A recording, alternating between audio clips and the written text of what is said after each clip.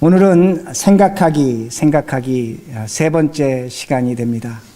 네, 말씀의 제목은 과학과 창조과학입니다. 생각하는데 과학과 창조과학에 대해서 제가 말씀을 드리겠습니다. 제가 목회하면서 한 10여 년 전부터 항상 마음속에 좀 이렇게 걸림돌이 있었습니다. 그거는 오늘날 많은 이민교회들이 이 창조과학에 대해서, 또 서울에 있는 많은 교회들이 창조과학에 대해서 관심을 갖는 것이었습니다.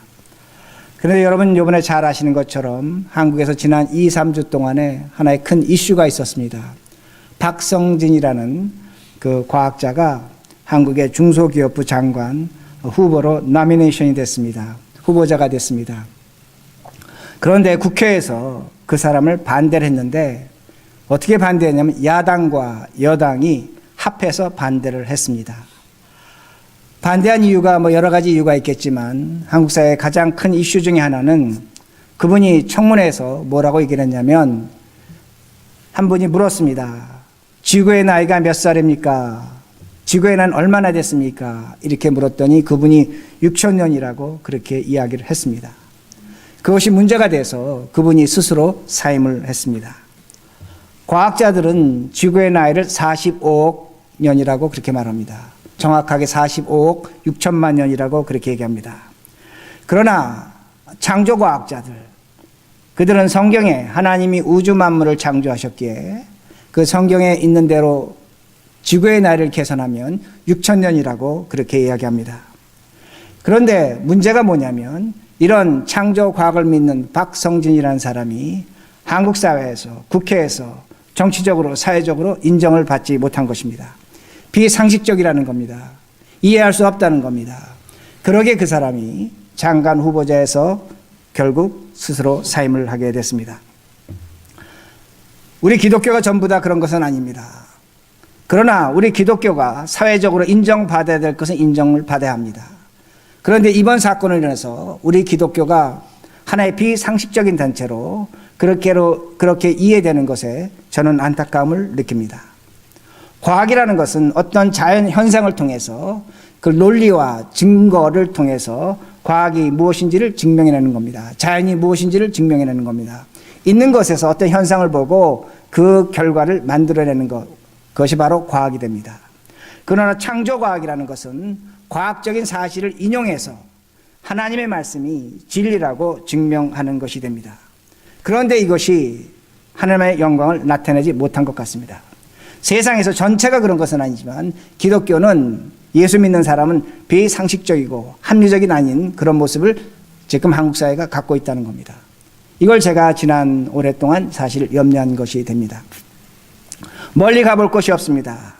우리의 자녀들이, 지금 학교 다니는 애들이 3, 4학년만 돼도 학교에 가서 생물을 배웁니다. 물리를 배웁니다.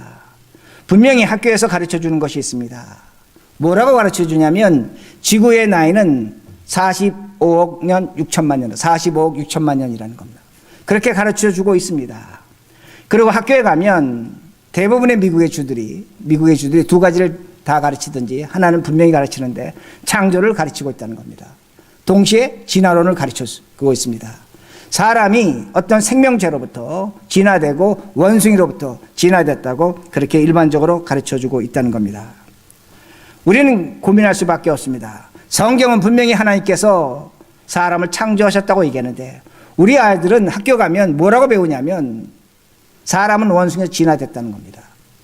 여러분의 아이들이 집에 돌아와서 아빠 어느 것이 맞아, 엄마 어떤 것을 맞아, 이렇게 질문할 때 여러분 어떻게 대답하시겠습니까? 양쪽 다르고 대답하시겠습니까? 아이들은 헷갈릴 겁니다. 그런데 문제는 이겁니다. 만약에 오늘도 우리들이 창조과학에 근거해서 지구가 6천년이라고 생각을 해서 45억 년 6천만이 틀렸다고 이야기하는 순간, 그러면 우리는 아이들 학교 보내지 말아야 됩니다. 왜? 학교가 신앙과 다른 것을 가르치고 있기 때문입니다. 틀린 것을 가르치고 있기 때문이라는 말씀이 됩니다. 그러기에 제가 오늘 이 설교를 하는 겁니다. 생각해보자는 겁니다. 생각해보자는 겁니다. 저는 과학자가 아닙니다. 그러기에 제가 과학을 통해서 하나님의 말씀을 진리로 증명하지 못합니다. 저는 창조과학자들이 갖는 그 의도, 그 발상은 저는 충분히 이해할 수 있습니다. 하나님의 말씀을 좀 더 진리라고 증명하기 위해서 과학적 사실을 인용하는 것은 저는 이해는 한다는 겁니다. 그러나 그것으로 많은 문제가 발생되고 있는 것을 또한 우리는 부정할 수 없습니다. 그러나 저는 목회자로서 성경과 신학을 근거해서 하나님의 말씀이 진리됨을 말할 수 있다는 겁니다. 설교할 수 있다는 것입니다. 그러기에 오늘 우리들이 이 말씀을 통해서 하나님의 영광이 무엇인지를 분명히 찾아내야 한다는 겁니다. 그리고 저는 이번 사건을 통해서 제가 목회적인 양심을 갖고 있는 사람으로서 이 사건을 보고 교인들 앞에서 그저 침묵하며 있을 수는 없다는 겁니다.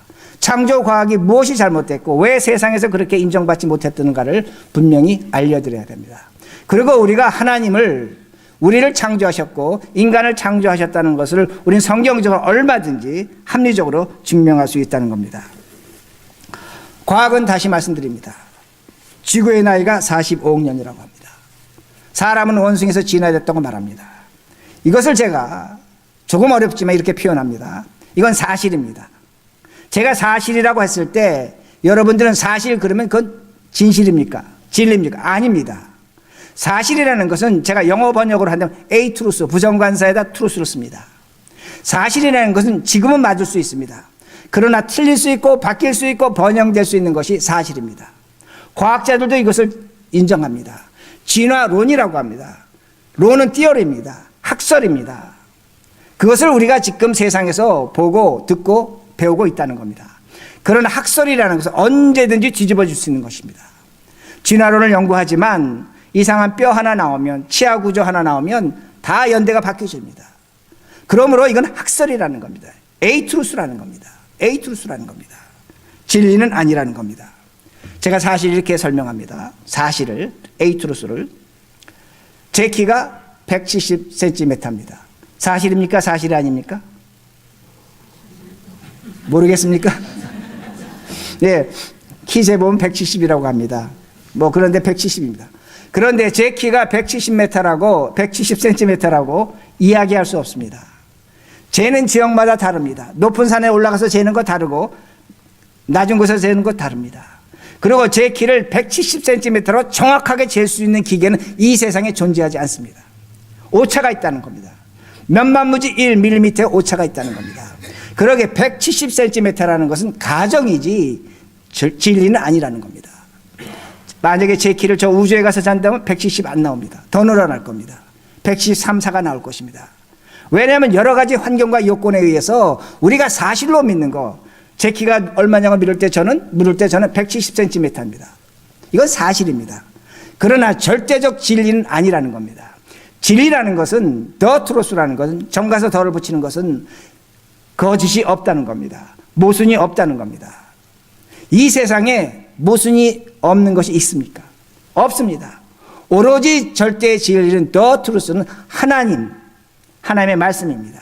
이것은 절대 진리라는 겁니다.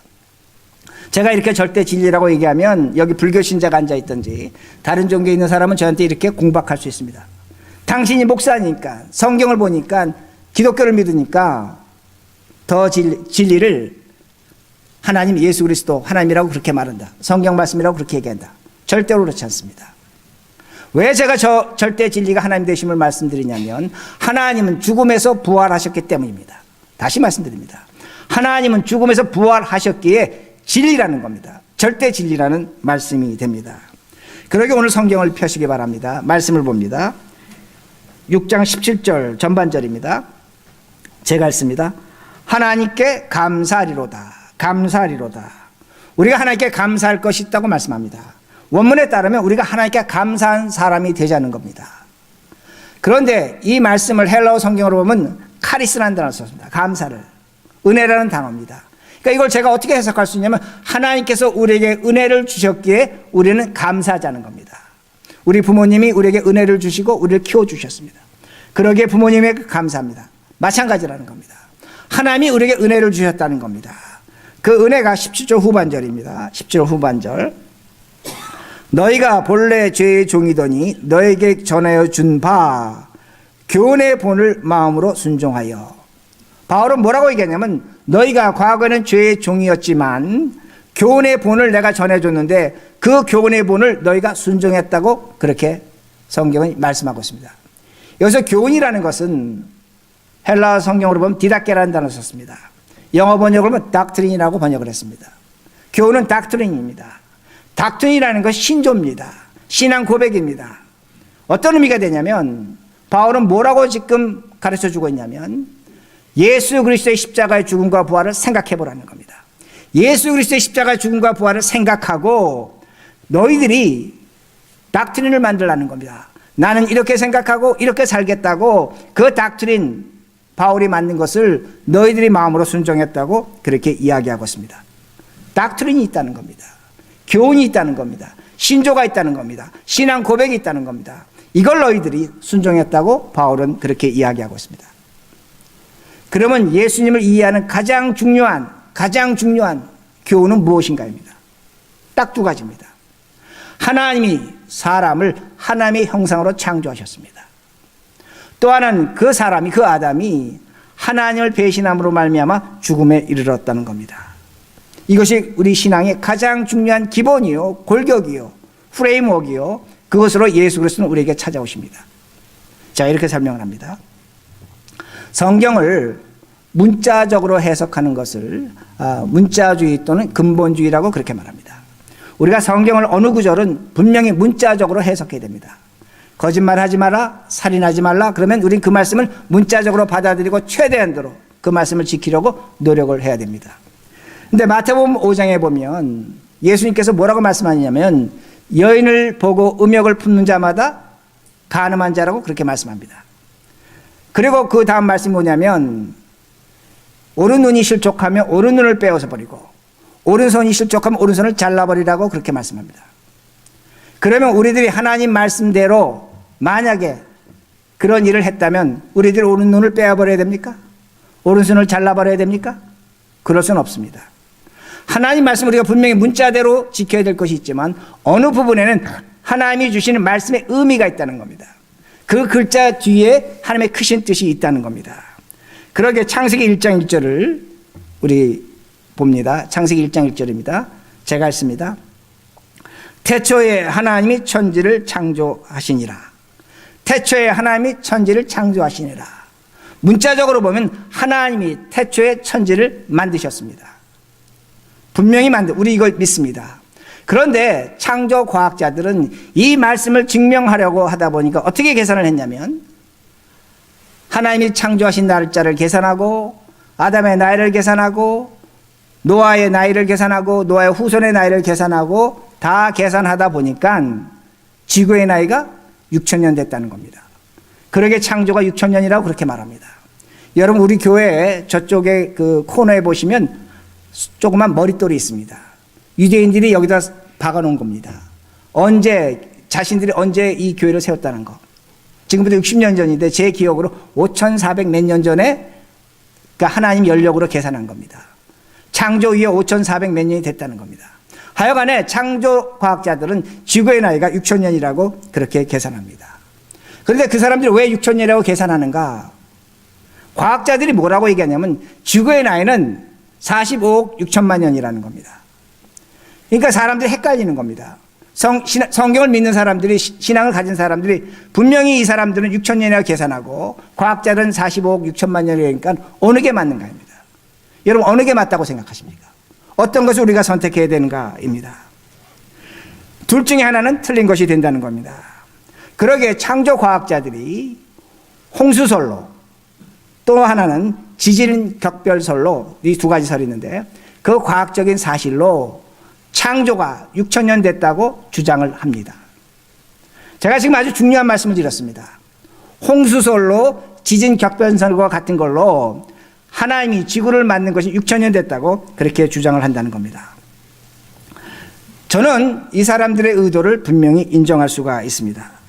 그러나 제가 창조과학에 질문을 제기하고 의의를 제기하는 것은 뭐냐면 하나님의 말씀 성경은 제가 좀 전에 뭐라고 말씀드렸습니까? 절대 진리입니다. The truth입니다. The truth인데 절대 진리를 어떤 사실, 팩트로 증명하려고 하는 것은 잘못됐다는 겁니다. 왜냐하면 하나님의 말씀과 어떤 과학적인 사실은 양립할 수 없다는 겁니다. 서로 다른 것이라는 겁니다. 문제는 뭐냐면 창조 과학자들이 어떤 과학적인 사실을 갖고 A 트루스를 갖고 더 트루스를 증명하라고 할 때에 문제가 생긴다는 겁니다. 그렇게 해서는 안 된다는 겁니다. 그들의 의도는 이해하지만 그렇게 성경을 해석해서는 안 된다는 겁니다. 진리와 사실은 비교 대상이 아닙니다. 다시 말씀드립니다. 진리와 사실은 비교 대상이 아니라는 겁니다. 우리가 신앙 고백하는데, 우리가 종교 개혁한 사람들이 신앙 고백할 때 중요한 고백 중에 하나가 뭐냐면 성경은 성경으로 해석한다는 겁니다. 이게 우리의 신앙 고백입니다. 성경을 갖다 어떤 과학적인 사실로 해석하지 않는다는 겁니다. 이것이 종교 개혁의 중요한 내용이라는 겁니다. 제가 이렇게 이제 예를 듭니다. 제가 그 미우라 여코의 그 실화 소설입니다. 실화 소설을 저녁이 있고 아침이 있고라는 그 제목의 소설인데, 거기에 보면 참 파란만장한 인생을 산 겐지라는 젊은 사람이 나옵니다. 그가 여관에 그 종업원으로, 조바로 일을 하고 있습니다. 근데 그렇게 종업원으로 일을 하고 있는데 그가 성경을 어느 날 읽고 싶은 겁니다. 그런데 이제 주인한테 성경을 빌려서 읽었는데 한문 성경이니까 뭐 읽어도 모르겠습니다. 그러다 보니까 주인이 뭐라고 얘기했냐면, 손님 중에 나카지마라는 손님이 그 여관에 오는데 그 사람한테 가서 성경을 읽어달라고 그렇게 말하라는 겁니다. 그래서 겐지가 나카지마를 찾아갔습니다. 그러니까 그 나카지마가 성경책을 펴더니 창세기 1장 1절부터 읽어주는 겁니다. 근데 창세기 1장 1절, 제가 좀 전에 읽은 말씀, 태초에 하나님이 천지를 창조하시느니라, 그 말씀 읽어줬습니다. 겐지가 그 말을 듣고 너무나 놀란 겁니다. 너무나 놀란 겁니다. 겐지는 지금까지 어떻게 생각하냐면 하나님은 사람보다 조금은 뛰어나고 태양보다는 열등하다고 생각했습니다.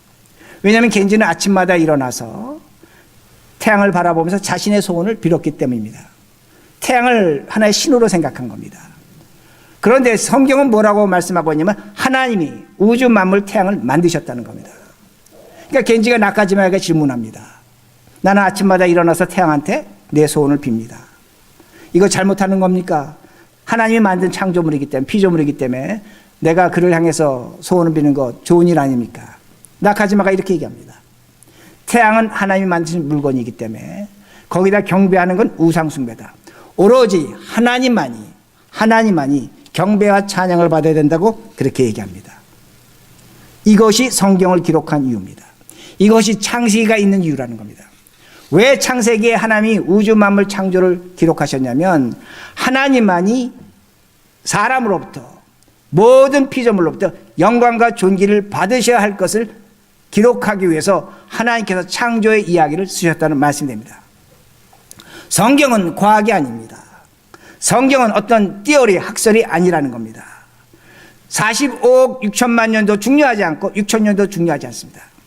하나님은 우리에게 영광과 찬송을 받으시기 위해서 하나님이 우주 만물을 창조하셨다고 성경이 그렇게 기록해놓고 우리가 그것을 믿고 우리는 하나님을 찬송과 예배를 올려드리는 겁니다. 이것이 성경의 기록의 목적이라는 겁니다. 이것이 우리의 닥트린이라는 겁니다. 그러므로 우리는 성령의 역사로 하나님의 말씀을 믿는다는 겁니다. 다시 말씀드리지만 성경의 진리가 어떤 과학적으로 인정받아야 한다는 것은 과학이 하나님이 되는 겁니다. 왜 그런 줄 아십니까? 다시 말씀드립니다.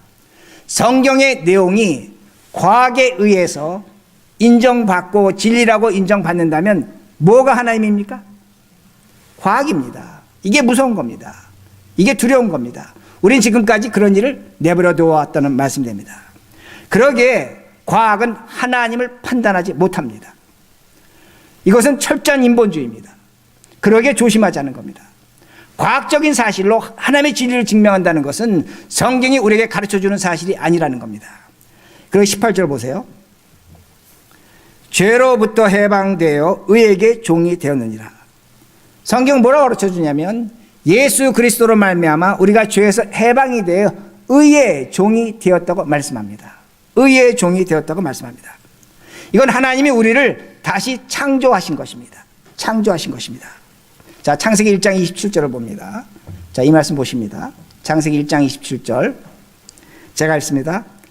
하나님이 자기 형상 곧 하나님의 형상대로 사람을 창조하시되 남자와 여자를 창조하시고 하나님이 사람을 창조하셨는데 하나님의 형상으로 사람을 만드셨습니다. 그런데 중요한 건 뭐냐면 창세기 1장에서 중요한 건 사람을 만드시는데 엑스니올로 nothing에서 something을 만드신 겁니다. 창세기 1장은 성경을 뭐라고 가르쳐주면 하나님이 사람을 만드시는데 없는 것에서 있는 것으로 만드셨다고 그렇게 말씀합니다.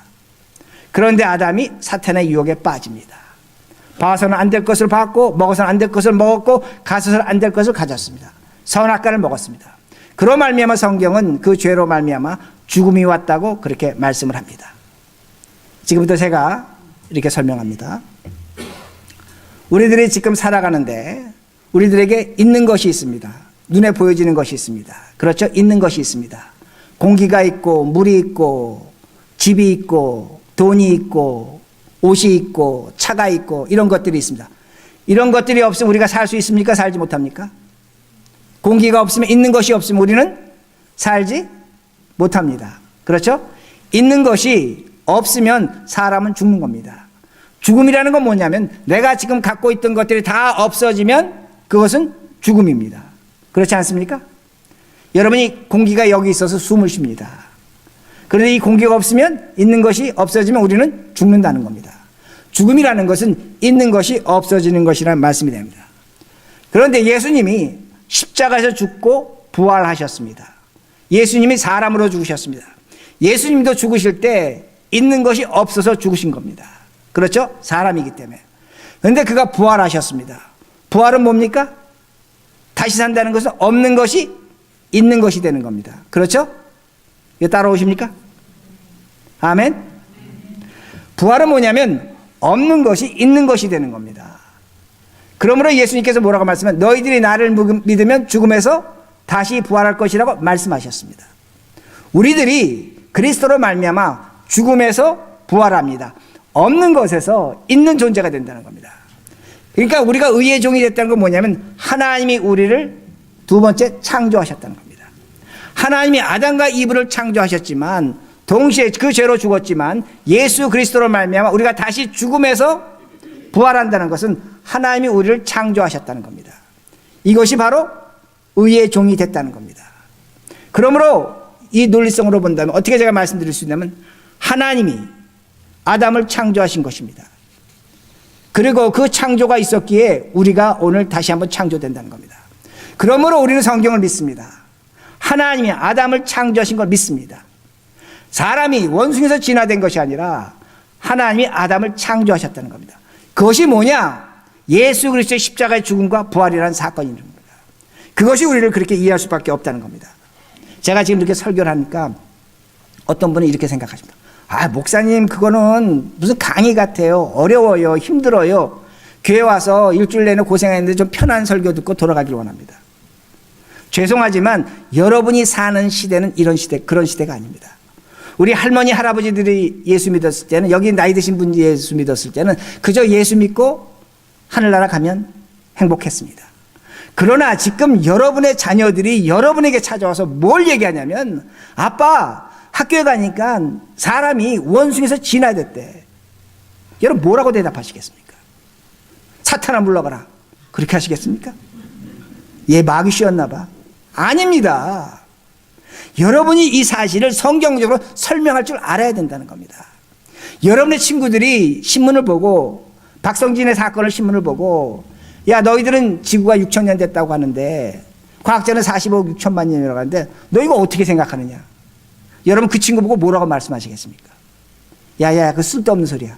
성경은 이렇게 하고 과학은 과학. 이렇게 얘기하시겠습니까? 아닙니다. 여러분이 이 사건을 예수 그리스도의 십자가 죽음과 부활로 증명해내셔야 됩니다. 저는 이것을 오늘날의 순교로 봅니다. 제가 왜 순교라는 단어를 쓰냐면 우리는 예수 그리스도로 위해서 십자가에서 죽고 어떤 죽는 것을 순교라고 생각합니다. 오늘날 우리 신자들의 가장 큰 문제가 뭔 줄 아십니까? 생각하지 않는 겁니다. 생각하기 싫어합니다. 이게 오늘날 현대인의 질병인데 교회 속에 그대로 들어왔습니다. 여러분 생각하셔갖고 이걸 고민하셔갖고 설명해야 됩니다. 제가 이 설교를 할 때 분명히 말씀드렸습니다. 여러분이 생각하는 것을 말로 하면 여러분이 왜 내가 이렇게 믿고 왜 이렇게 사는지 안다고 말씀드렸습니다. 여러분 분명합니다. 생각하시라는 겁니다. 저희 교인 중에 한 분을 얘기하겠습니다. 말씀드리겠습니다. 이분이 7, 8년 전만 해도 애들 앉혀놓고 뭐라고 얘기했냐면 사람은 원숭이에서 진화됐다. 그렇게 얘기했습니다. 애들 앞에서. 성경에 나온 기적은 신화야. 그건 일어날 수 없는 일이야. 그거 믿을 필요 없어. 성경적 얘기 태반이 거짓말이야. 그 애들이 물었습니다. 아빠한테. 그 아빠는 왜 우리를 보고 교회 가라 그래? 그래도 세상 살다 보면 윤리적으로 도덕적으로 가장 좋은 것이 교회니까 그래서 교회 보낸다. 여러분, 그분이 교회 와서 예배 드립니다. 7, 8년 전에 그랬던 분이지만 지금은 하나님이 사람을 창조하신 걸 믿습니다. 지금은 성경이 진리라고 믿는다는 겁니다. 왜 이렇게 됐습니까? 성령의 역사입니다. 성령의 역사지만 여러분이 왜 성령의 역사가 저렇게 일어났는지를 여러분이 설명하셔야 된다는 겁니다. 성령의 역사라고 믿는 것과 성령의 역사가 일어난 것을 설명하는 건 엄청난 차이가 있다는 겁니다. 이러한 실력이 오늘날 우리에게 요구되는 것이고 그렇게 사는 것이 순교적 삶이라는 겁니다. 선교지에 가서 죽는 것도 순교적 삶이라고 할 수 있겠지만 오늘 내가 이 자리에서 이 가정에서 우리 아이들한테 아내와 남편한테 세상 사람들한테 친구들 앞에서 이거 설명하는 고민과 아픔과 실력이 있어야 된다는 겁니다. 그러기 18절 보시기 바랍니다. 죄로부터 해방되어 의에게 종이 되었느니라. 의의 종이 되었다고 말씀합니다. 뭘 얘기합니까? 의의 종은 하나님의 말씀으로 만족합니다. 하나님의 말씀으로 만족합니다. 저를 찾아오는 어떤 목회자들이나 어떤 교인들은 세상의 과학과 지식이 기독교를 무너뜨린다고 생각합니다. 우리가 갖고 있는 지식과 어떤 사회적 현상과 그런 일들이 우리의 믿음을 회방놓고 우리의 믿음을 약화시킨다고 생각합니다. 근데 여러분 참 조심하셔야 됩니다. 사탄의 시험이 있습니다. 사탄의 시험은 선과 악을 동등하게 놓고 봅니다. 하나님은 선하시고 사탄은 악하다고 얘기합니다. 그리고 선과 악의 싸움이 있다고 그렇게 말합니다. 성경에 그런 구절이 있지만 조심하시라는 겁니다. 이건 사탄의 시험입니다. 하나님은 선하시지만 하나님은 악하고 동등한 존재가 아닙니다. 악은 사탄은 하나님의 피조물입니다. 문제는 뭐냐면 이런 개념이 없기 때문에 하나님과 사탄을 동등한 자리에 놓고 선하게 싸운다고 그렇게 가르칩니다. 싸울 수 없는 겁니다. 일어날 수 없는 겁니다. 어떻게 창조주와 피조물이 똑같습니까? 사탄이 가장 원하는 것은 뭐냐면 오늘도 사탄은 하나님의 자리에 자신이 올라서는 겁니다. 교회가 그런 것을 하고 있다는 겁니다. 신자들이 성경을 그렇게 이해하고 있다는 겁니다. 그러게 조심하시라는 겁니다. 예수님의 오병이의 기적이 물리적으로 과학적으로 증명받아야 할 이유 하나도 없습니다. 예수님이 무리를 걸으신 것이 물리적으로 과학적으로 이해될 이유가 하나도 없다는 겁니다. 여러분, 여호수아가 야알론 골짜기에서 하루 종일 싸우는데 해가 지지 않았습니다. 그걸 증명하려고 합니다. 그걸 과학적으로 증명하려고 합니다. 몇천 년 전에 어떤 현상이 있었는데 그때는 해가 지지 않았다. 왜 그 짓을 하는가입니다. 하나님의 말씀은 하나님의 말씀입니다. 그것이 왜 과학으로 증명을 받아야 되는가 합니다. 과학으로 증명받는 순간 하나님의 말씀은 과학의 시녀가 되는 겁니다. 가장 큰 인본주의라는 겁니다. 문제는 뭐냐면 지난 10년 동안 이 한국교회에 이거 빠져 있었습니다. 빠져 있었습니다. 그러기에 기억하시기 바랍니다. 하나님이 우주 만물을 창조하셨고 예수님이 무리를 걷지 못했다고 생각하던 교수나 박사나 지식인들이 예수를 믿습니다. 그것이 이제는 과학적 사실이라고 하지만 그러나 예수를 믿는 사건이 있다는 겁니다. 이걸 이해하시라는 겁니다. 그러게 19절입니다. 후반절. 이제는 너희 지체를 의에게 종으로 내줘 어떻게 하라? 거룩함에 이르라. 거룩함에 이르라. 이제는 하나님을 믿고 사는 사람은 거룩해지라는 겁니다. 거룩해지라는 겁니다. 과학이 성경을 증명해서 우리가 거룩해지지 않습니다. 우리가 거룩해지는 것은 오로지 하나 예수 그리스도로 말미암아 거룩해진다는 겁니다. 제가 이렇게 설명합니다. 오늘날 우리는 그 매스미디어, 광고에 그 영향력이 엄청나게 살아갑니다. 그러기에 사람들은 똑같은 옷을 입고 똑같은 TV 프로그램 보고 똑같은 전화기 쓰고 똑같은 음식 먹고 똑같은 것을 해야지만 자신이 그 사회에 살아간다고 그렇게 착각을 합니다. 그 애들도 키우는데 우리 애가 옆집 애하고 똑같아야 됩니다. 똑같은 학원에 다니고 똑같은 것을 배워야지만 부모들이 그래도 마음에 안심을 합니다. 이거는 자신이 없는 겁니다. 제가 말하는 자신은 생각이 없는 겁니다. 왜 생각이 없다고 제가 말씀드리냐면 자신에 대한 정체성, 자아성, 자신의 어떤 그 모습을, 개성을, 주체성을 찾지 못한다는 겁니다. 그렇게 되면 똑같아지면 그렇다는 겁니다. 그런데 이상하게도 똑같아지면 그 똑같아진 사람들이 스트레스가 엄청나다고 합니다. 의학적으로 그렇습니다. 근데 사회학자들이 이렇게 얘기를 합니다. 사람은 1차원적인 사람이 있고 2차원적인 사람이 있다는 겁니다. 1차원적인 사람은 정신을 갖고 있지만 정신줄을 놓고 사는 사람입니다. 2차원적인 사람은 육체와 정신을 제대로 사용하는 사람입니다. 그러면 여러분들이 이렇게 생각하십니다. 아, 우리 모두 정신 갖고 삽니다. 나는 정신적으로 판단합니다. 근데 사회학자들은 어떻게 생각하냐면 오늘날 현대인들은 거의 다 1차원적이라는 겁니다. 왜? 모두가 똑같아졌기 때문에. 주체성과 자아성이 없다는 겁니다. 그러게 사회학자들이 볼 때는 오늘날 현대인들은 좀 표현이 죄송하지만 정신이 없는 존재로 그렇게 보고 있습니다. 그러다 보니까 사는 것이 뭐냐? 먹고 사는 겁니다. 먹고 사는 겁니다. 그리고 즐기는 것입니다. 제가 좀 더 과감하게 표현하면 성적 쾌락입니다. 어떤 그 즐거움입니다. 그것이 전부입니다. 다른 걸 생각하지 않는다는 겁니다. 그러기에 사람은 동물과 같다는 겁니다. 우리가 사람이지만 오늘날 현대는 동물과 같다는 겁니다. 그러기에 저는 어떻게 보냐면 오늘날 우리들이 진화론을 얘기하는 것은 너무나 당연하다는 겁니다. 사회적 현상으로 동물과 같이 사니까 동물보다 뛰어나다고 생각하지만 사는 모습은 육체적이라는 겁니다. 그러기에 동물과 차이가 없다는 겁니다. 그러므로 우리가 정신을 차려야 합니다. 2차원적인 인간이 되어야 된다는 겁니다. 우리가 어떻게 2차원적인 인간이 될 수 있는가? 어떻게 될 수 있는가? 제가 이렇게 다시 예를 듭니다. 아까 제가 예를 들어드린 그 뮤라 야오코의 그 소설 중에 하나입니다. 그 겐지가 있는 여관 주인이 폐결핵으로 죽어갑니다.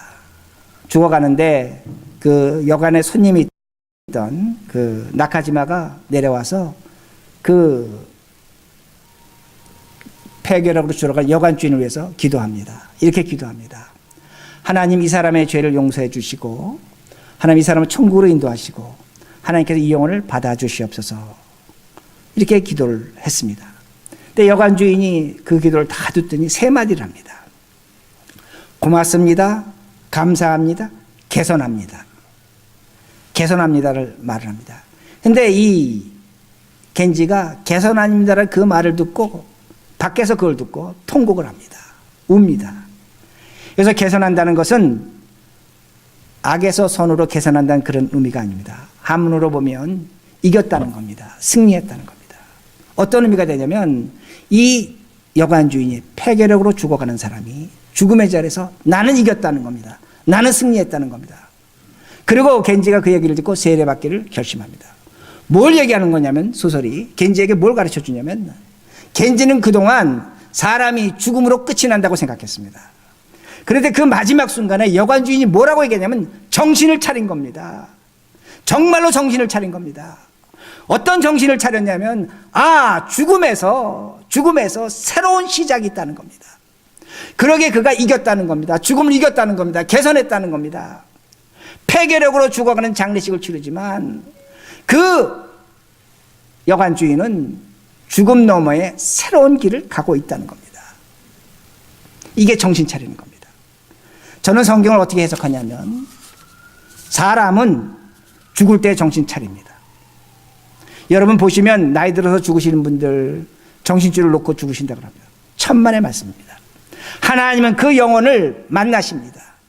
그때 정신 차리는 겁니다. 죽을 때 사람은 정말로 정신 차립니다. 그 정신을 차리자는 겁니다. 오늘 우리가 살면서 어떻게 정신 차리겠습니까? 우리 죽겠습니까? 죽을 수는 없습니다. 그러나 성경은 뭐라고 가르쳐 주냐면 우리는 예수 그리스도 안에서 매일매일 죽노라고 말씀합니다. 우리가 그리스도 안에서 죽을 수 있다는 겁니다. 나의 십자가를 지고 죽을 때 우리는 정말로 정신 차리는 사람이 됩니다. 세상이 달라 보이는 것이고 상황이 달라지는 것이고 세상을 이길 수 있다는 겁니다. 이것이 정신 차리는 겁니다. 그러기에 우리는 거룩해지는 겁니다. 말씀을 제가 마칩니다. 생각하시기 바랍니다. 믿지만 생각하시라는 겁니다. 그리고 우리의 신앙을 과학으로 증명하려고 하는 것에 빠지지 마시기 바랍니다. 하나님의 말씀으로 얼마든지 우리는 우리의 신앙을 증명하고 설명할 수 있습니다. 더 나아가서 죽음의 자리가 그저 죽는 것이 아니라 정말로 정신 차리고 사는 겁니다. 오늘도 우리에게 주어진 나의 십자가로 그렇게 정신 차리고 사시는 우리 모두가 되기를 간절히 바랍니다.